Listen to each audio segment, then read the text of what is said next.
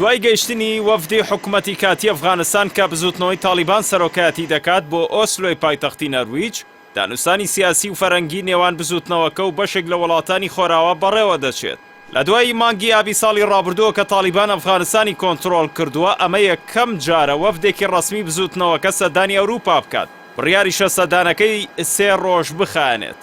بە گوێرەی زانیاری ڕۆژنەمانیەکان، وەفدەکەی تالیبان کە لە 15 کەس پێک دێت و لەلایەن ئەمیرخان موتەقی وەزیری دەرەوەی حکوومەتی کاتی سەرۆکایەتی دەکرێت، لەگەڵ نوێنەرانی هەریەکە لە ئەمریکا، فەڕەنسا، بەریتانیا، ئەڵمانیا، ئیتالیا، نەرویج و یەکێتی ئەوروپا کۆ دەبێتەوە.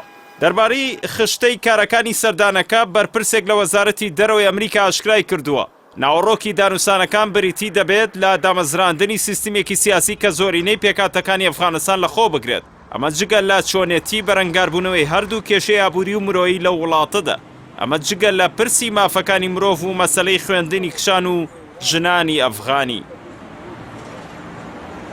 زەبیحوڵڵا موجاهید وتەبێژی حکوومەتی کاتی ئەفغانستان بۆ فرانس پرێس وتی تالیبان بە هیوایە دانوستانەکانی ئۆسلۆ سەربکێشە بۆ کۆتایهێنان بە کەش و هەوای شەڕ و هەنگاونان بەرەو ئاشتی لە ئەفغانستان. ئەمە و لە کاتێکدا تا ئێستا هیچ وڵاتێکدانی بە حکوومەتی کاتی ئەفغانستان بە سەرۆکایەتی تالیباندا نەناوە، بەڵام هەریەکە لە پاکستان، چین، رووسیا، ئێران، ئیمارات و تورکیا باڵۆزخانەکانیان لە کابوڵ بەکراوەی هێشتۆتەوە. لایخۆشیەوە وەزیری دەرەوەی نەرویژ ڕایگەیاند دانوستانەکانی ئۆسلۆ بە مانای شەڕعەتدان بە حکوومەتەکەی تالیباندا نایەت. وتیشی بەڵام ئەمە ڕێگر نییە کە لەگەڵ ئەو حکوومەتەی بە ئەمری واقع ئەفغانستان بەڕێوە دەبات کەوینە دانوستانەوە.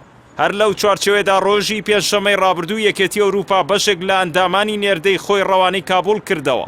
ڕاشیگەن ئاماژ لە ناردنەوەی بەشێک لە نێردەی دیبلۆماسی بۆ کابوڵ بە مەبەستی یاسانکاریە بۆ گەاندنی ئەوکاریە مرۆییەکان بۆ ئەفغانستان. جێگەی ئاماژەیە دوای هاتنە سەرکاری بزوتنەوەی تالیبان سەرجەماوکاری و پشتیوانی مرۆییەکان کە لە 80% بودجەی ئەفغانستانی لەسەر گەڵاڵە کرابوو ڕاگیرە. ویلایەتە یەکگرتووەکانی ئەمریکاش نزیکەی 10 ملیارد دۆلاری لە بانکی ناوەندی ئەفغانستان بلۆک کرد. لایخۆشیەوە نەتە یەکگرتووەکان و ڕێکخراوەکانی سەر بەو دامەزراوەیە باز لەوە دەکەن بۆ تێپەڕاندنی برسێتی و قەیرانی مرۆیی ئەفغانستان پێویستی بە 4.4 ملیارد دۆلار هاریکاری بە پەلە هەیە.